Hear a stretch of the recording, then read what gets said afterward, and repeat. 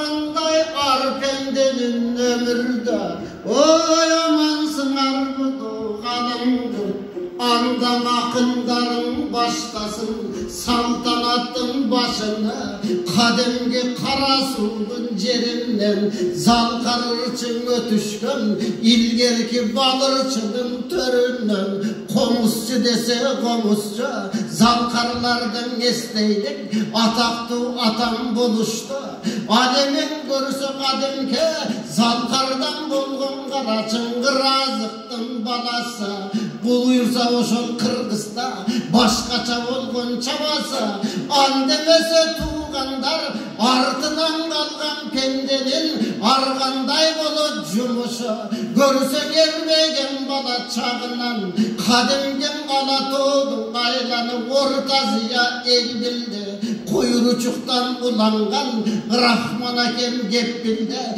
jakşılardın canında çoğun düğürtü başladı kançalagan jaşları uşunday ağamdan tanım alıştı yeçekte gelermegen huduldardı doy takşanda oşondoy jakşılardın karaçın razı olsun arbaga emin artından kalgan düydösü bülönür postun karaçı emdegi bulup turbaylı elge kılgan oğuzundan terbesi bulup turbaylı arpendenin artında ikinci ömür belege görsün artında kalgan gazına anın elge kılgan cumuşu buyursa bugün karaçı giderinin yazılgan bayanın bağrın okuşat kançalagan jakşılık kadamın elde okuşat ataya gelip turabız ağa üstün eskerir kanamana kandı çapkının razı olsun doy tuğanlar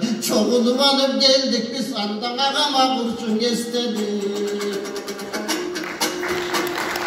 atanın dolun calgaşıp bayan eline jakşılığın doy arnaşıp ustattın dolun calgaşıp ulunun dolun ulantıp mına ulu jurtka doy sayraşıp jakşılığın bulgunda kılıp durgandoy uçurra mına tuğan tuğuşkanları ağabızdın eskerip tikeden tike kızmakka turup durgandoy uçurra var digeri dalgap buyursa tut kılsın deyli kırgızganı daim doy uşunu emem atabızdın atынан buna jakşılıklı uşun bir fon turat eken doy açıldıp anı ne kılavuzdoy jaşırıp ağayın kırgızdoy jalpınar buna gelgen gezmer başırıp atabız жүргөн turbayla kuyruçuk menen beknazar bayan ülkündürdün doy çolunda eçen dövüştir atandın gettin oyunda ajalgan aylat yok eken aval tammına karaçıp ölbeymin degen kem üçün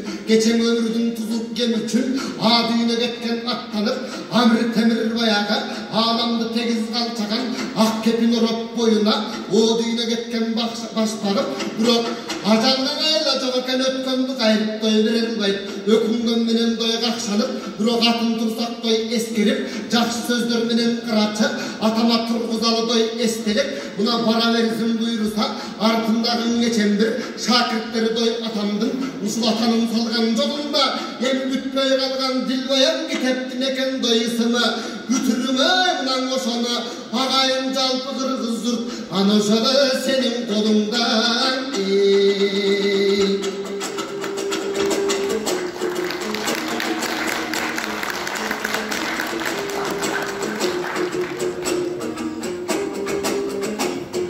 Artımdan dürtken atkanı bu balam Karasun'un balasım akılından karaçı aytılgan sözdü sanaçı Gül Nur Sultan balam tuğandan munumdu boşottup ağamdın aytı bayanın aylanayım balakay atasın akın turmaydı arkimdir denge ukkam bayağı men degen oşun karaçı жазуучun akın barınan atası jakşı bolgon dek katar karaçı kiteplerdi жазıptır kıl kalemdin esinde alardı bayan kılıp getürdü bu yerde toktayemeyeceğim baş bolup tuğanları top doldu uğul kızlar karaçı urmatsıyım bir yerde atabızdın arbağa, uşul yerde koskolda, alemi çoğundu öttü başlagan, bayağın aralaştım doğandara, bu yerde can bulavan baş bolup, artına üstün karaçı,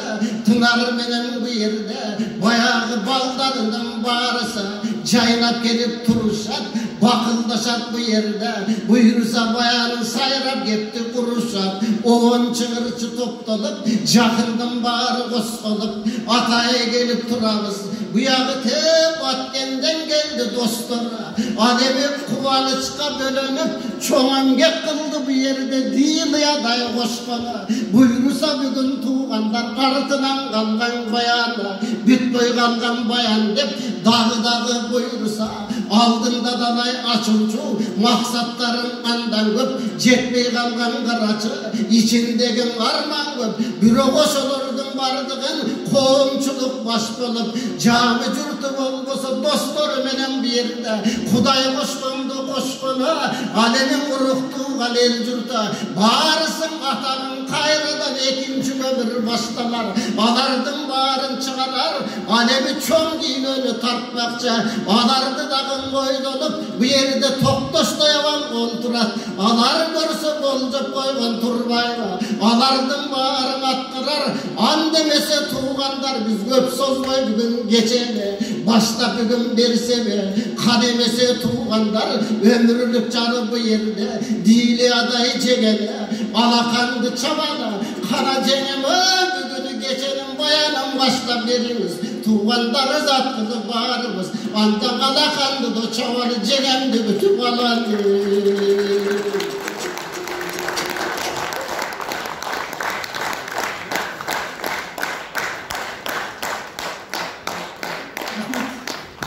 Рахмат, келип бергениңиздерге чоң ыраазымын. Бул китепти биздин акыныбыз айтып кетти, бүтпөй калган дил баян деп. Бул китеп негизи Рахман Манас досуна арнап жазган болчу, Манаска кат деп. Ошол китебин чыгараарда Аралаштын 35 жылдыгын өткөрүш керек болчу, 21-жылы. Ошол Аралаштын 35 жылдыгына кошуп китеп кылып чыгарам деп максатынан жетпей калды. Аралашта кантип жүргөндөрүн, кантип Аралаш түзүлгөнүн, андагы кызыктуу окуяларды, ошолордун баарын топтоп бир китеп кылып чыгармак болчу. Азыр эми тилекке каршы ошол өзүнүн досуна арнаган, өзүнүн басып өткөн жолдоруна арнаган эскерүүсүнө биз мынтип өзүн эскерип отурабыз. Негизи Рахман аябай айкөл, достукка бекем, тууган уругуна өтө жакын, баскан турганы шайыр, отурган жерде күлкү, тамаша менен өтчү. Ал жөнүндө айта берсек, бул 2 сааттын ичинде биз айтып бүтө албайбыз.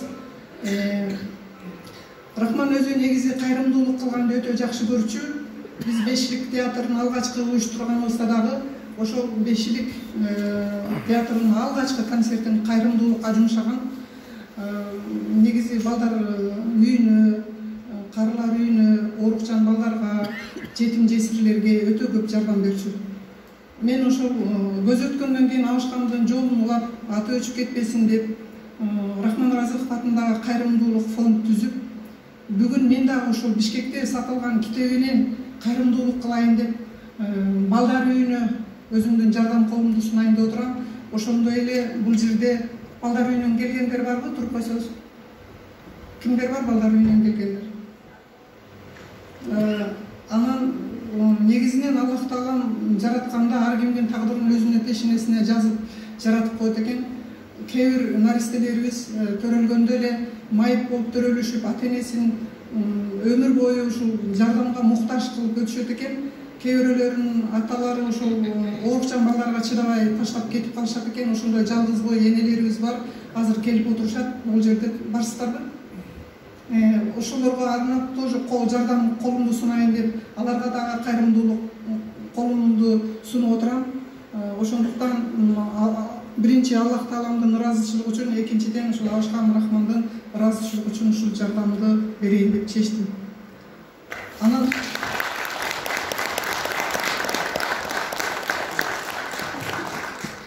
Рахман өзү негизи баардыгыңыздар жакшы жакшы билесиздер, жакын адамдары жакшы билет. Бул жерде ошо Рахмандын жакын достору, бир туугандары, окуучулары, белгилүү Рахманды инсан катары жакшы билген адамдар келип отурасыздар. Рахман мындай кенебеген, бирдемеге өтө эле кайгыра бербеген, оор басырыктуу киши болчу. Ошол 3 жолу депутаттыкка коюп, 3 жолу тең өтпөй калган, ошондо да кайгырып капаланбай, ошол болгон окуяны өзүнүн 2 куплеттери менен айтып кеткен. Мен азыр сиздерге ошону окуп берип койсом. Мен киммин? Мен депутатмын шайланбаган. Колум таза пара алып майланбаган, доллар сомду капчыкка басып алып, добуш бер деп эл журтту айланбаган. Мен киммин? Мен депутатмын өтпөй калган. Ант берип баш мыйзамды өтпөй калган, баталар коммерческий болуп кетип, кур сөзүм шайлоочуга жетпей калган. Мен киммин? Мен бирок депутатмын, сахнадагы чачмакка кереги жок акчадагы эл берген мандатым бар, куудул деген сатылбас алтын доллар берсе дагы. Рахман разы.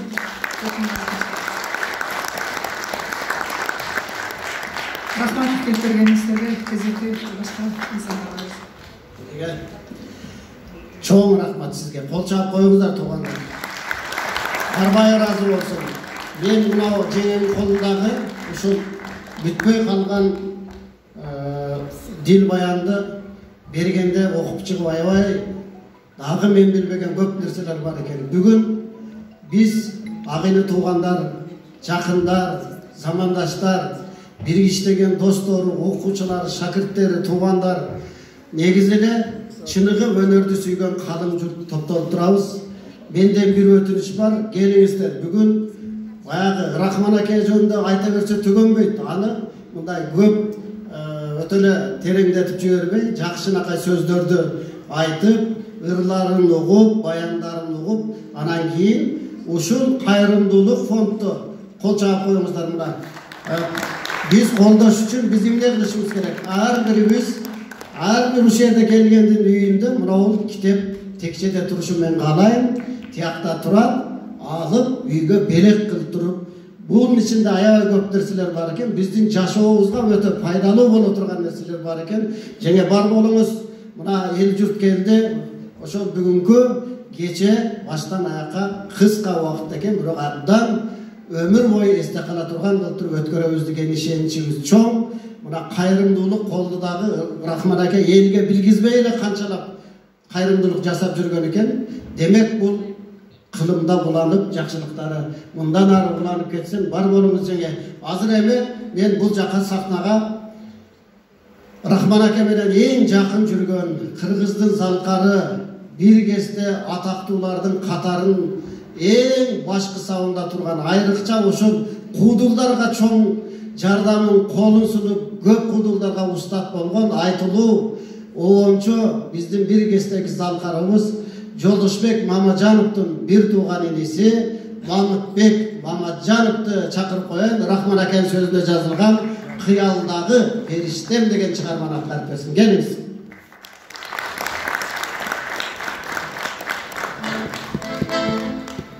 Ассаламу алейкум, урматтуу бүгүн Рахман акабызды урматтап сыйлап келген азиз меймандар.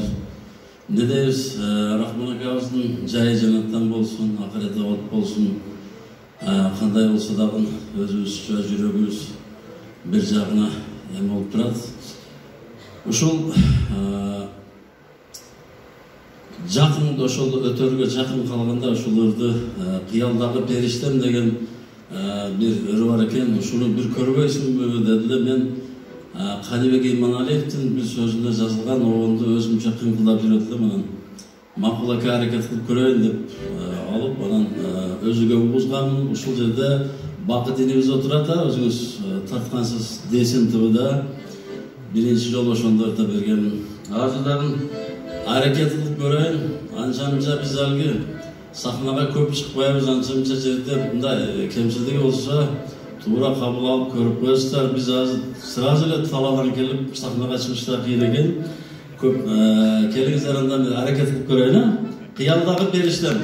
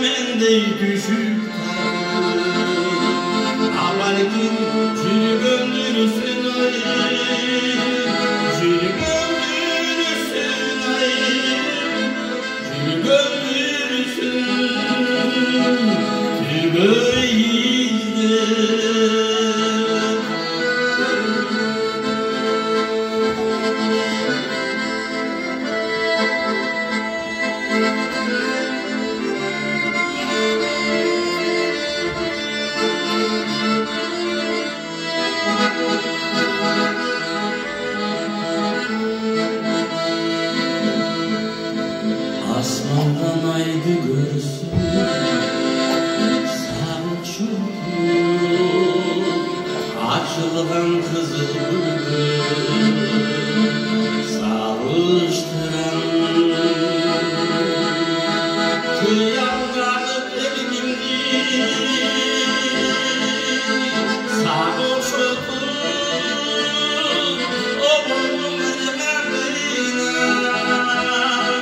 Oğlumun imanına Savuşturan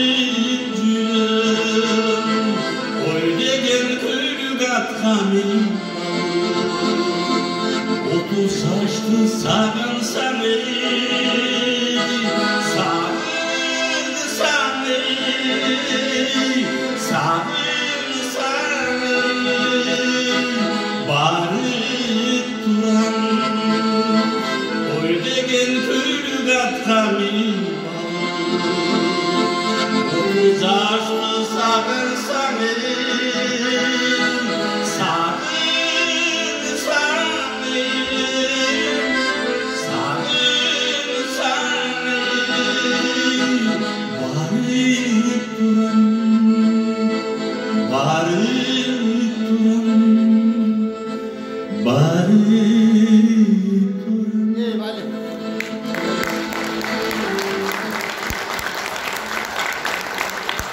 Mahmutbek Mamacan. Rahman dostumun atenesine Ayşe'den men Ayşe'nin men rahmat şunday oldu Kırgızgap kelgen için. Bir tuğanlarına rahmat, baldarına, jubaylarına rahmat şu rahman şunday dengeli kap çıkışkan için. Anan özü şeriatta aytlat, Kur'an-ı Kerim'de de aytlat. Nargı dünya varganda en yakın dostu bana cevap veredigende. Qo'shimcha aytiladi ekan. Yaxshi odam bilan yomon odam deganimda do'stligini aytiladi ekanda. Rahmonning ko'ptagan yaxshi jaqlarini menchalik hech kim bilmaydi. Ana ancha-muncha agar bo'lgan bo'lsa kamchilik ana men gana bilaman. O'shaning uchun mening dagi kamchiligimni Rahmon bilchi, ortiqchilik jaqlarimni Rahmon bilchida. Ana ko'zda Xudoy bunday ayol erkekte Xudoy qo'shadi deydi-ku, o'sha do'stlarida Xudoy qo'shadi ekanda. O'sha yerda, o'sha imoratning ichida birinchi ko'z tanishganmiz. 82-yili 5-dekabrda отчет konsert bo'lib qoldi. O'g'inchilarning отчет konserti. Ana men qiyinsib boychama jalg'inlar uylandim. Men sen konsertga olib kiraman deb kelsam, eshitdim 1000 odam, ichida 1000 odam o'tiradi. Вообще girishga mumkin emas. An biroq tanishlar orqali giryonan bu yerdan yettep boshimni chiqarib olib qarayotsam, bir yigit Jo'mart Bökünbayevda Gevete formal chaç Jo'mart Bökünbayev o'zi da akardan ko'targan. Biroq Maykacan sahnaga chiqdi da. Chiqib turib parodiyalar ildab turgan eldir qayra vera qo'cha qayra vera chiqatdan chiqib girib ketdi. Girib ketgandan men o'ylab qoldim.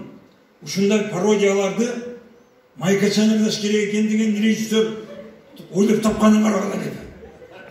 O'zimcha tan qolib rejissorga tan berib olsam, qanday emas ekan? Qani Qur'onda aytib qoldi. Men kelsang deb ana bu yoqqa kelsak girmaydi da Rahmon chechnadan keyin Öküm tanışıp aldılar dedi. Ökümden tamasha ko'ynima kesgan, qahmasha kesgan tanışıp aldılar dedi. Bizde Rahmonni ko'zni tanıştırgan Qanibek, Çerez Qanibek Buday tanıştırgan değil mi? Ana nemi oşonda bildim de görse rejissör sen çıkmaysın sahnaga.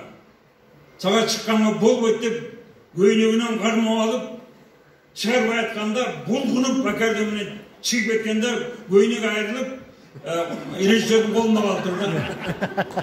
Rahman göğünük yok Maykacan çıkıp durdu. Buna talant kanday neme kılar? Anda çeşkin bir adam. Eğer men oşonda Maykacan çıkmagandan men mümkün priznavat etmeyeceğim de.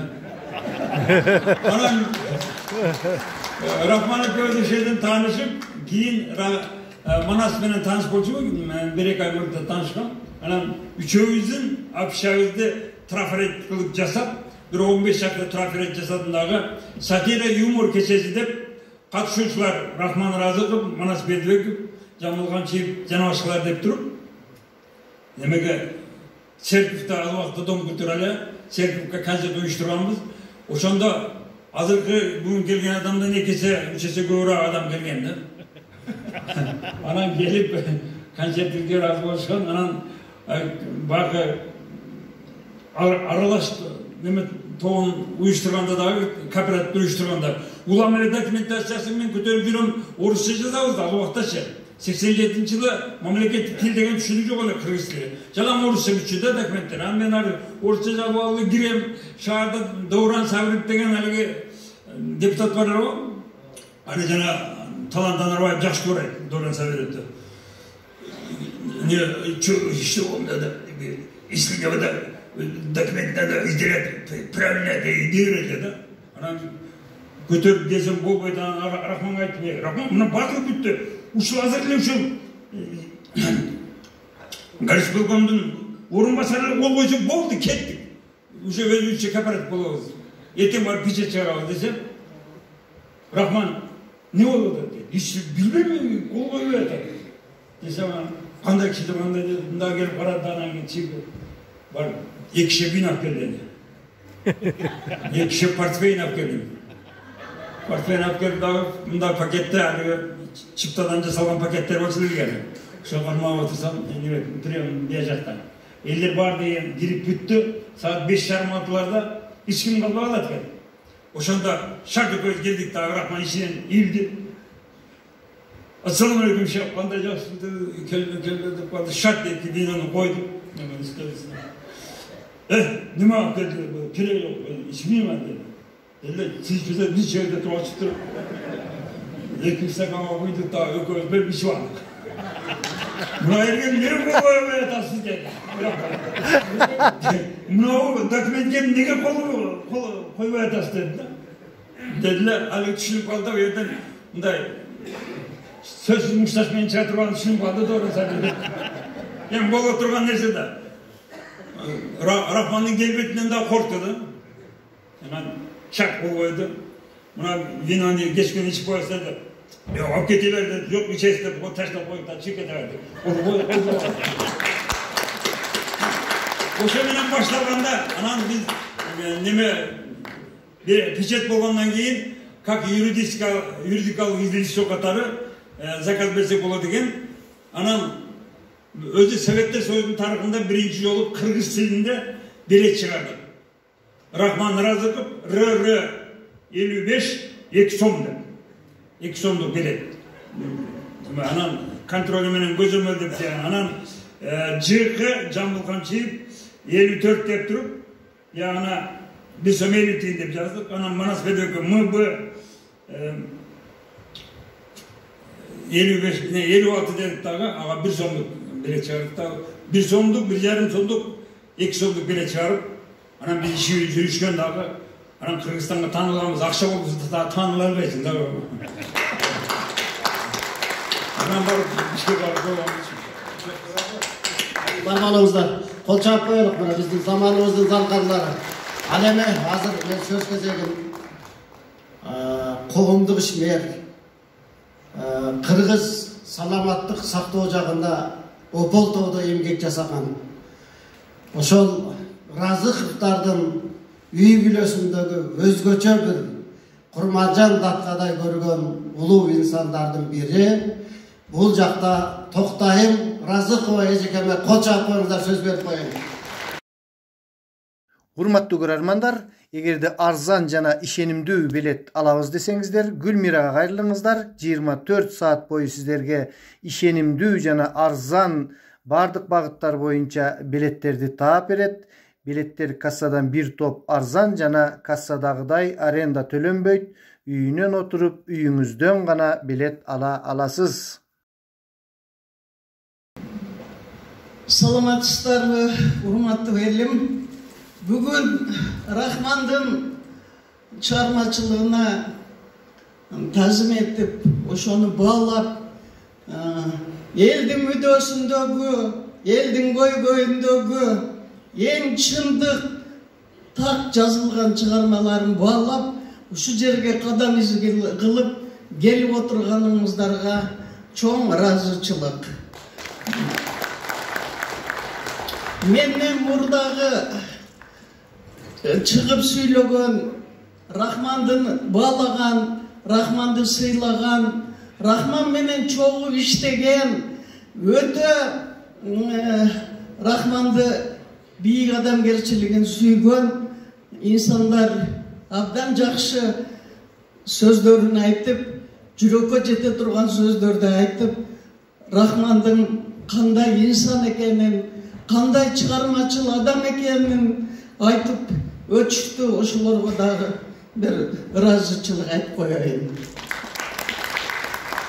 Рахман жаш кезинде эле мүнөзү токтоо, көп сүйлөгөн, анан атабыздын эң ишенген бир жакшы көргөн баласы эле. Ушу Рахман туулуп бир жашка чыкканда, мен Рахмандан 6 жаш чоңмун.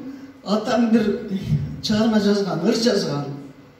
Рахманга арнап, мен ошонун бир куплетин силерге айтып берейин. Бала деген күйүп турган шамчырак, сүйлөп берет тилинен бал тамчылап. 5 мүнөткө баш ооруса баланын камкору тура албады жан чыдап деп, атам абдан терең маанилүү бала жөнүндө 4 куплет ыр жазган. Анан балалык мезгилинде дайыма чоң эми толкунда да там кечиресиңер. Ишенип, аябай ушул менин чыгармачылык немеме улайт деп ойлочу эле. Себеби биздин атабыз жазуучуга акын, киши эле, сөзгө чечен, өтө оратор, өзү башталгыч мектептерге сабак берген, ушу мугалим киши эле. Чыгармаларды так таамай дайыма жашчу эле. Сатира жанрында дагы чыгармаларды жазган киши болгон. Эми кенден өтөткөн атабыздын чыгармачылык жолун Рахман улап, мына элдин көйгөйүндөгү, элдин мүддөсүндөгү чыгармаларды жазып, элдин жүрөгүнөн, көкүрөгүнөн орун алып, бүгүн мына жакшы сөздөр менен эскерип отурасыздар. Дагы бир жолу башын дейт силерге тазим. Көп чыгармаларды жазганга аябай далалаттанып, аябай пландарды түзүп эле, ошолорду жарыкка дагы чыкпай, дагы тирүү болгондо көп чыгармалар жазат эле. Чыгармачылык жолу мунун татаалыраак, баягы эмерээк болду.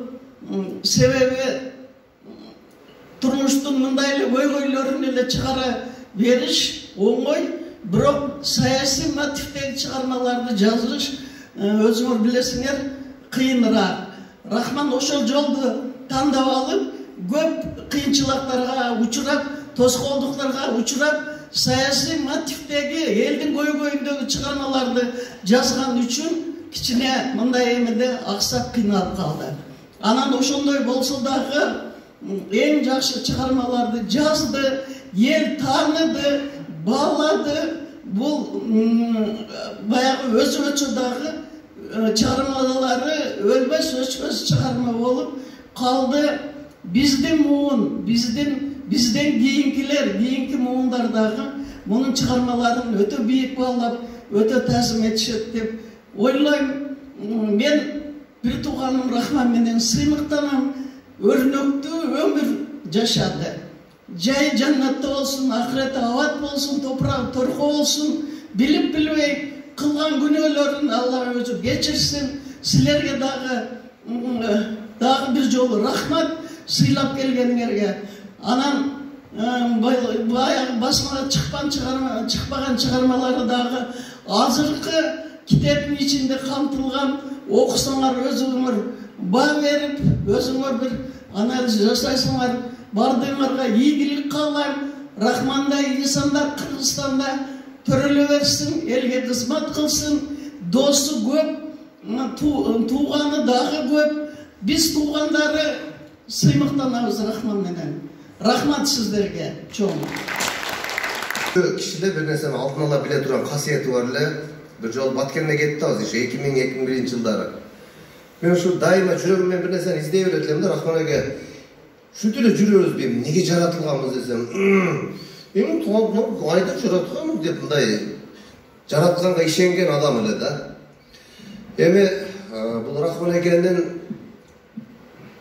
Бешилик Кыргызстанга таанылган топ болот. Кудай буйруса силер элге таанылган куудулдар болосуңар десе тынар сурайт эле дайым. Рахман эге кадимкидей силер таанылгандай биз да тааныйбы дейтилер. Мына азыр тынар бакыйган куудул болуп сактанда турат. Орончөкө кичине бутуна туруп алсын деп мен чыкпай атамын 5-6 жылдан бери. Эми качан бутуна тургуча деп чыкпай эле койдук, ошентип деп атам дем алыпчы. Биз бутубузга тургуча сен өзүң турбай каласың деп атам. Эми доспуз барбырчы. Анан туугандар эми ушул эскерүү кечеси деп Дилия жеңеңизге рахмат. Өткөн күндөрдө эстесек өзүнчө бир тарых, бирок көзүң ачып жумгандай убакыттын өтүп кетет экен. Рахман эге менен ушу 5-ликти баштап атканда ушу көздү кишкен 5 жылды таанытам дегенде бирок 2 жыл 3 жылдын ичинде бүт Кыргызстанга таанылдык. Эмгеги чоң. Анын артынан 5 тапан, 5 айры, 5 кемпир, 5 көкүл деген топторду катар-катар качып жүрдү. Кийин ушу азыркы тамашабада жүргөн 1000ден ашык бала болсо, ушулардын бардыгы ушу 5-өзү көрүп чыккандар деп мен ойлойм да. Анан эми Кудай буйруса убакыт көрсөтөт, бирок сахнага бир чыгам деп жүрөбүз. Бир жакшы даярдык менен Дават плюс до конца деп аз программа даярдап атам. Буйруса кийинки жылдардан бир көрүнүп коет окшойбуз. Анан эми тиричилик оокат өтө берет экен, айтайын деген сөздөр могу жерге топтолуп калат экен да. Кудай буйруса ушул элге Рахман экенин атын алып жүрөбүз дайыма. Китепти жакшы чыгарып туруп, бирок айтыла турган дагы тереңирээк кирсе болот эле. Бул китеп дагы арзан баада сатылып атат, жөнөкөй эле. Бир 200-150 барак китептер баасы 500 сом болуп атат. Дилия жеңеңиз эми ошто болуп калды. Айтса дагы мына ректорлорго, айыл өкмөттөргө келип, мына залды толуп туруп, 500 адам толуп, 1000 адам келип туруп өткөзсө жакшы болмок. Ушул жагына шүгүр. Рахман экебизге Куран окуйбуз, ахирет абад болсун, жай жанаттан болсун, уул кыздарына, неберелерине, жубайларына баарына сабыр берсин. Дайыма биз жүрөгүбүздү сактап жүрөбүз. Ахирет абад болсун. Рахмат баарыңыздарга. Рахмат. Ассаламу алейкум, урматтуу бүгүнкү улуу устаттын ушундай китебинин ачылышына келген коноктор, туугандары, жакын саналаштары, агалар, эжелер, агайыбыздын күйөрмандары, мен ушу бир нерсени баштайын. Эми азыр биякта видеороликти карап отурам да, мен тиякта карап отуруп, мен вообще Рахман экемен иштешкен эмес окшойм деп коем. Вообще иштебей калганмы деп коем. Азыр талант айтып атпайбы? Маргин Мартинді ескерет экен. Мен ушу китепти эскерүүмдө дагы бар экен, балким окугандар болуш керек. Агайдын мага болгон турмушта мен үчүн орду аябай чоң эле. Мен эскерүүмдө да ушуну жазгам. Мен атам мен 16 жашымда каза болгон. Мен ошондо 6 жашымда эсиме келген болсом, атамдын жанында 10 жыл болуп турмун. Рахман агайдын жанында мен 21 жыл болуп турмун. Агайдын бир өзгөчөлүгүн байкаган эмеспи, айтканын унутуп калышты окшойт. Агайдын бир өзгөчө жери бар болчу, мага ошондой айтып атчы. Акча бардык маселени чечет деген адам бул жаңылышат балам дейт эле. Акча эч качан маселени чечпейт. Агай ушундай болчу. Агайга 1 сом деле 1 күндүк болчу, 1000 сом деле 1 күндүк болчу.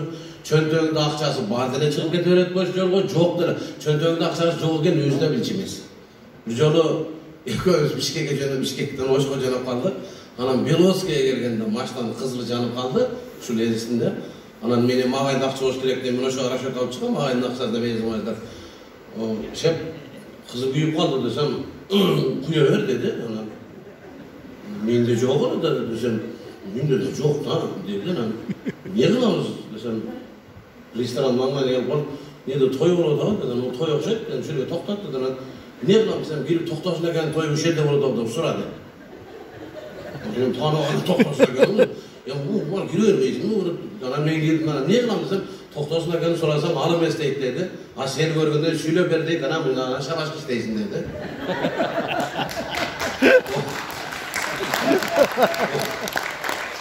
Sen çıkmaydın anam birazdan seni izleyip men girem dedi. Aytqandayla toktosuna gelip toy üşel doğru da olsun. Çok toktosuna gelip toyumuz. Ama tınam eke. Gelip kalsın iki söz söyleyip verin istedi. Annem bir kere söyleyeyim dedi. Sen makını ben bir 5 bin verelim dedim. Makını 5 binge iki söz söylüyordum. Söylüyorsam bırak onu ki. Ya bunu koysun muydu? Al girdi arkama. Anam al kişi söylüyordu. 2 minut 5 binden 10 binge işte almıyor koyuz. Ana da şey gene öyle demiş o. Üç beşi.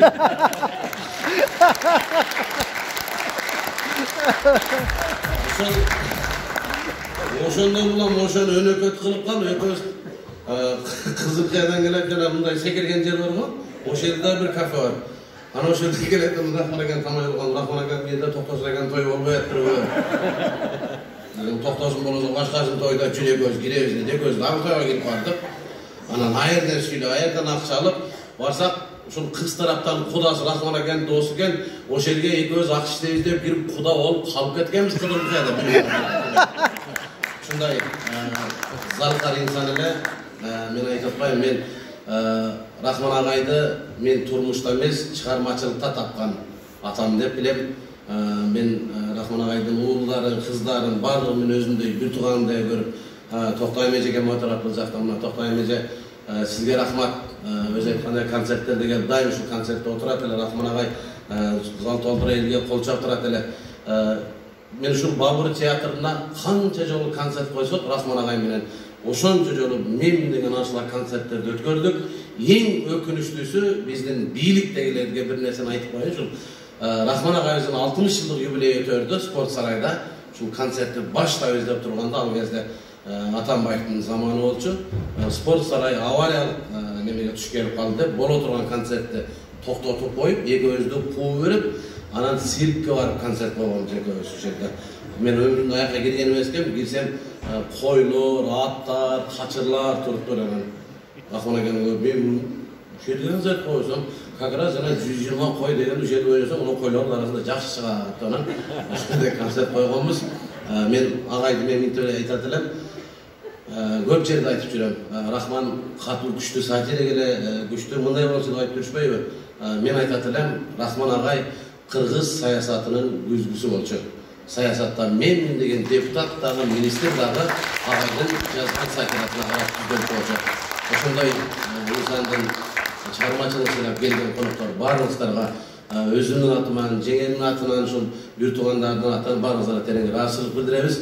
Бүгүн негизи жакшы күн, агайдын ниети ушундай экен. Мына бүгүн Гитейдин ачылышы болуп атса, бүгүн кечинде, кечки саат 7-де Rahman агайыбыздын небереси турмушка озуп атат. Мына Кудай буйрса, бүгүн жакшылык тойда ушундай 2 күн бир болот. Ушундай жакшылык күндөр баарыңыздарга насип кылсын. Жолго туш келипсиздер.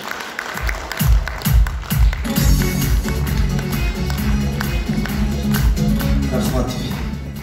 Beşikteki kişiler hemen mындай katar keteyim desek gelgeni var eken, gelbegeni var eken, arkıl eken.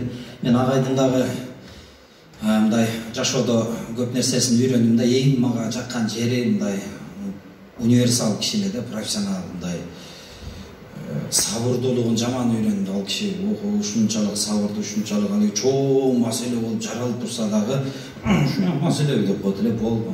Кайтып келбейт да, ал жөнүндө сөз да кайтпайт эле кайра. Агай дагы бир нерсесин эстеп атам, Дилежа экөө мен барып калдым, агай кичине эле акчам бар, үй алышым керек болуп атат, срочный десем, болду деп. Дилежа экөө үй кыдырып жүрөт, 10 күн үй кыдырып жүрүштү. Жашаган мен, бирок үй жакпайт буларга, экөө урушуп кетет, мына үй болот, мына үй болбойт деп. Анан айттым эле, жашай турган мен байлы, силерни урушуп атасың, эми ыңгайлуусун айтам деп экөө аябагандай мындай тамашалашып бири-бирине ошондо дагы мындай жөн жүрбөстөн, жашоодо дагы ар бир сөзгө маани берип, агай ким бир нерсе десе агай жөнүндө ага мындай секунд убакыт ойлонбостон өзгөчө бир жооп берет эле да, күлкүлүү тарабы менен. Азыр уруксат берсеңиздер, бул жака дагы бир куудулдар келип отурушат. Талант шоу куудулдар тобу, Талант Анарбаев агайыбыздын сонун бир группасы бар эле. Ошол жерде Талант Куламов, анан Канат Мадымаевтар келип отурат. Алакан чыгып койсоңуздар, булар дагы бир эстегенин эстеп, агай жөнүндө билген эмелерин айтып кетишsin.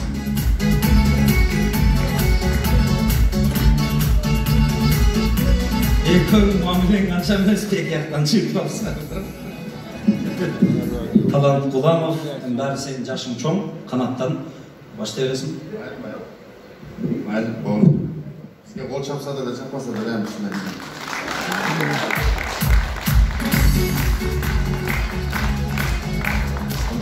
Kanat Şanayev degen, şol Деген biz hiç şu kudul boluşu Kanat'a gelgen, Kanat Talanta gelip baranan Rahman ağay akıp olup toxtagam men az Rahman ağayda şakir olup akıp olup men toxtadım. Biz minçilikte şunça şakirtiniz var ağay, mындай bir geldir bildir şakirtiniz yok bolsa gerek desem, bunu oңдогун olboyt, oңдосоң кайра буга ел билбей коет, bunu şonça жүрөсүң деген. Şonça жүрөт, Жашоодогудай Ağayın bir жақсы bir söz esimde şu sanatçıdan gelip ben bugün muhat al gelmesem söyleyeydik endi.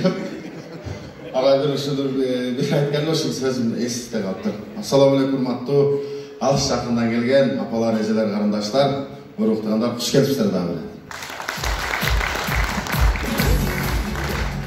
Söyleyebeysin bir nezelerdi aytpayсың, ağay jönündө.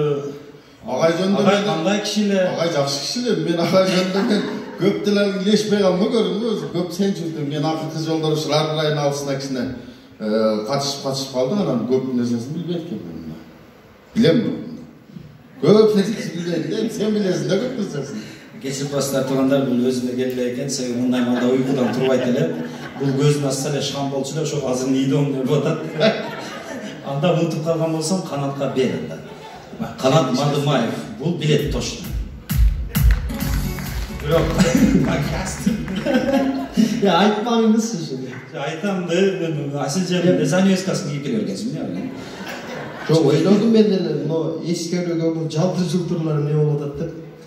Бирок менде да той бар эле да кечинде ошого бирөтөгө кийинип келе бердим туугандар. Кечирим сурайын эгер. Той эмес, агай жөнүндө айтып атат. Болду, мен шашпай айтып берем де. Бул деле өз гаңгы баш менин деле немен да. Сулура. Бүгүн Кудайдын жеткизгенине шүгүр, сиздер менен ушундай залкар куудулду эскерип, мен дагы сиздердин алдыңыздарга чыгып сүйлөп атканыма шүгүр келтирем. Мына жерде дагы эле ошол агайыбыз мен атамдын сахнага келип чыгышына ушул агай себеп болгон экен. Мына айлар, жылдар өтүп, кайрадан ушул агайга 2 жыл, 3 жыл кайра эң акыркы шакирти болуп мен калып калдым. Дөөлөт Мадымаевдин баласымын апа.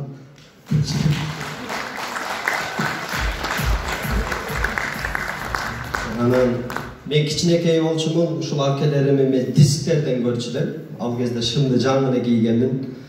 Атам деле жаш. Айтор мына күлүп жүргөн, тең эле куудулдун баласы болсоң, куудулдун үй бүлөсүндө жашасаң, куудулдарды көрүп жүрсөң, ал кишилер мага мындай кичинекейимде да өлбөчүдөй эле туюлчу да. Анан туруп эле ортодо 49 жашында атам кетти. Андан кийин Рахман Разыков агайым экөөбүз санаторияларга барат элек, жанына мени алып алчу 2010 жылдан бери. Ошондо агайым экөөбүз атамды, Манас Бердибеков, Жаныбек Алдыкуловдарды эскерчү элек эл менен кошо. Эми Кудайдын буйругу менен мына ушул жерде ушул агаларым сахнада көргөн, дискте көргөн агаларым менен кайрадан ушул жалпы атамды, ушул агайымды эскерип атабыз. Ал дагы бир мен үчүн кызыктуу нерсе, бирок баары бир өлөт экенсиңер. Негизи Кудай канча өмүр берсе, ошол өмүрдө бири-бирибизди сыйлап, урматтап жүрө берели. Агайыбыздын жаткан жери жайлуу болсун. Дайым эстегенде биздин аталарыбызга кичине Куран окуп коюңуздар, апалар, аталар, сиздерден терең сурагычы. Буларга пока эрте, буларда өтөрөк. Рахмат. Эми урматтуу туугандар, эми туура түшүнөсүздөр, булар эмне эле чыгып алып эле күлүшүү эле бир нерсе болуп атат. Эми күлкүлүү жактарын дагы айтып кетиш керек да. Бүгүн эми китептин ачылышы менен кошо эскерүү күнүн дагы бир эстеп атабыз. Ошол кудул инсан болгон үчүн ушундай күлүшүп атабыз. Ал үчүн туура түшүнөсүздөр деген ойдомун. Себеби болгон окуяларда бул агай менен өткөн окуялар. Рахмат, болдубу? Шашылыш экен, точно. Рахмат. Канат Мадымаев, Талант Буланов. Усагай кетип калды. Усагай жок арасында. Уруксат берсеңиздер, эми бешиликтен кийин 5 тапан деген бир команда болгон деп азыркыга чейин элибизге күлгү тартуулап жүрүшөт. Ушул 5 тапандан бир мүчөсү шакирти эң негизгиси өзүнүн уулу Каныбек Разыковду чакырайын.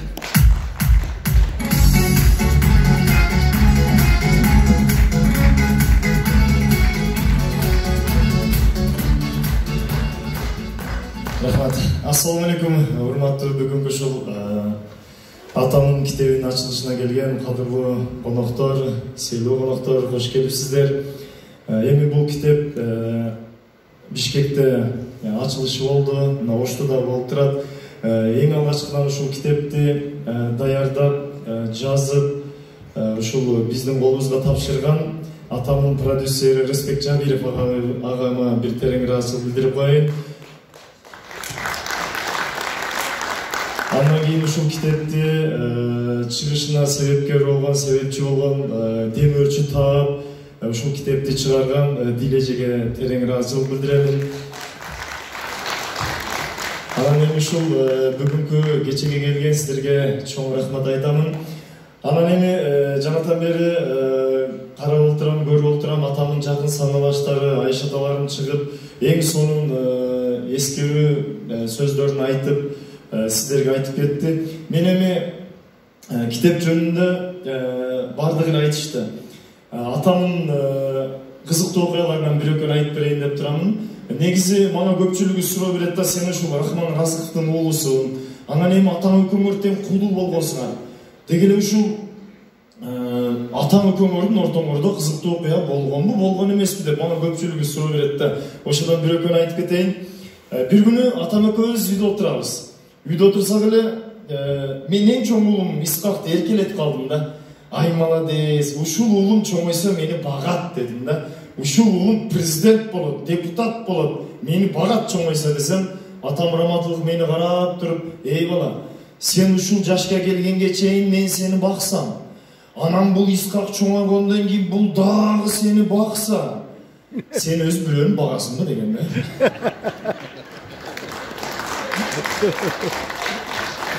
Ошо өзүм багайын деп алдыңыздар да, кызматта турам тугандар. Болгон окуялардан айтып берейин эми бүгүн ушул атамдын бир аз эскерип кетпесек дагы болбойт. 2004-жылы Бишкекте үйдө отурам. Үйдө отурсам атам звонок этип калды. Каныбек каяктасың дедим. Үйдөмүн десем, мына музыка койгон аппаратура каякта деди. Үйдө десем, тез алып кел балам, мына магистрал жакта Золотой дракон деген ресторанда министрдин кызынын тою болуп атат улум, ошого музыка коюшум керек деди. Анан атама айттым, ата, менде жанагы фонограмма деген дискет жок эле, операторлор алып кетип калыптыр десем, Каныбек балам, сен жөн эле музыканы алып келип коюп кой аппаратураны деди. Ырчымын дегендин бардыгын айтып койгонмун, ошол келип ырдайт деди. Анан боптур дедим. Аппаратураны алып барып койдум. Анан мага бир аябай жакшы эле да Кыз Бурактоонун той деген ырын аябай сүйүүчү элем да. Ошол ырын алып алдым, мен бош отурганда угуп отурам депчи. Ал ыр мындай башталгандачы. Эсиңиздерге салып коеюн да. Сонун ыр го. Бир DVD деген бар эле, ал кезде DVD жаңы чыккан мал. Алып келип отурам, атам келдиңби деди, келдим десем, болду балам, отуруп берем, ошол ырчылар келет, ырларын коюп берип коесуң деди. Боптур дедим ата. Бир малда эле Тамада Ильяс Акбай уулу эл келди, 2 жаш келди, бир малда ырчылар жок.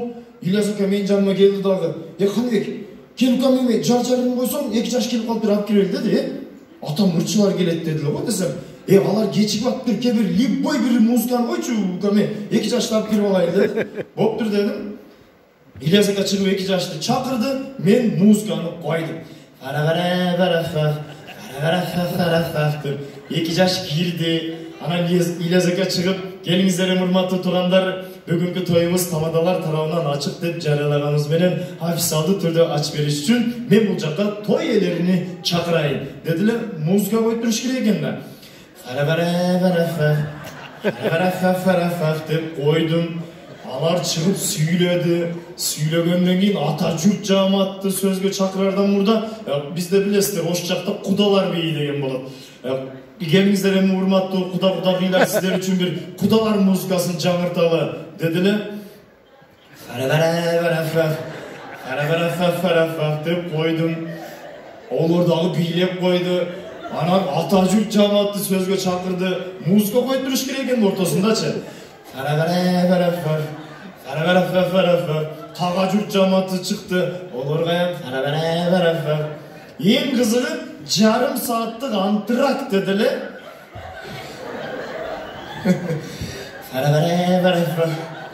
Эки жолу койдум эле, кыздын подружкалары киргиздер экен, мен жаныма басып келип туруп, молодой человек, у вас другой песни есть дедилер. Есть дедим. Поставьте, пожалуйста, дедилер. Хорошо дедим дагы.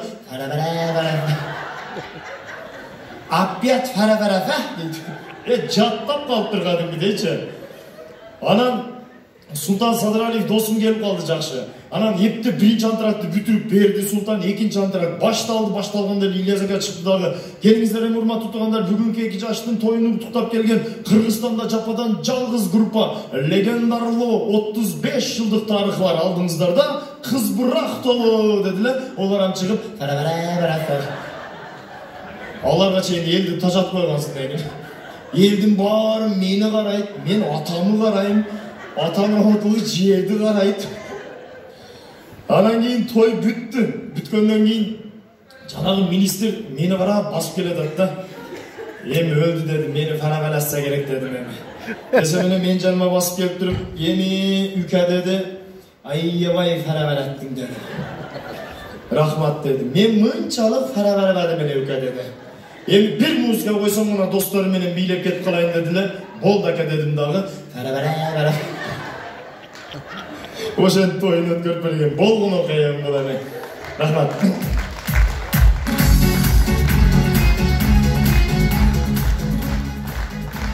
Атам өз негизи эч тамеки чекпеген инсан эле да. Ушу Айша атамдар дагы жанында отуруп тамеки чексе, наракар чекчү кийин сонсун деп урушуп берет эле да. Анан ушул 6-класста окусам керек эле, эсимде бар да. Апам айтып калды. Балам, мен папаңга тойго кетип атам деди. Сен үйдө отуруп бир атаң келип калбасын деди. Боптур дедим, апам эшикке узатып чыгып эле, кайра келатып эшиктен тамеки таап алдым да. Анан эми ушун чегип көрөйүнчү дедим.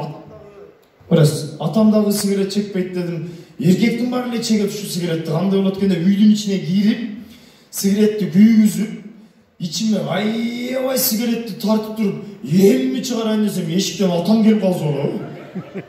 Кирип келип эле биринчи эркек киши кимди сурайт эшиктен кирип келип эле? Апаң гана. Кирип келип эле, апаң гана деди эле. Колумдагы сигаретти мыкчып алганмын, кызарып кеткенмин. Апам папаңга тойго кетти дедим.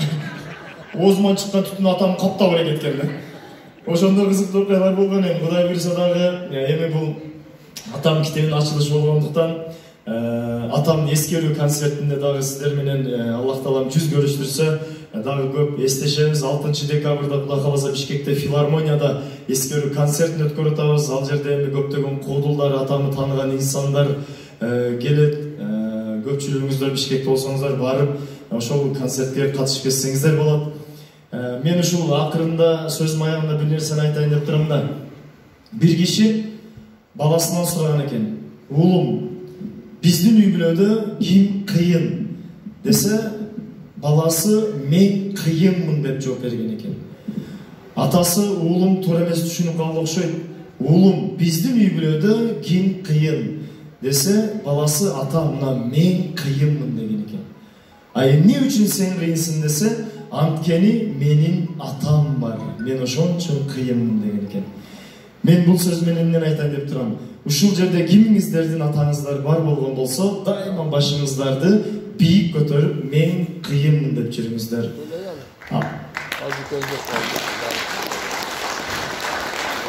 Азыр менин атам жок болсо дагы, мен дагы кыйынмын. Анткени мени колдоп турчу Аллах бар, ак батасын берип турчу апам бар, концерт койсок талантыма таазим кылып келген кыргыз элим бар. Бар болуңуздар. Каныбек ыраазы. Ошентип достор, концерт аябай жакшы болду. Китептин бет ачары сонун болуп өттү. Тилекке каршы мен көп нерселерин алып бере албадым силерди тажатып жибербеш үчүн. Айрым Тынар менен болгон, Талант Анарбаев менен болгон маектер бар, Жамбыл Камчиев менен болгон, ошолорду дагы бөлүп чыгарамын. Негизги презентация жакшы өттү. Эми биз ушул Москвадагы жердештер колдоп, ушул китепти алып, текчебизге коюп, окуп койсок аябай жакшы болот. Кийинки эфирлерден көрүшкөнгө чейин сиздер менен Бакыт Сулайман болду.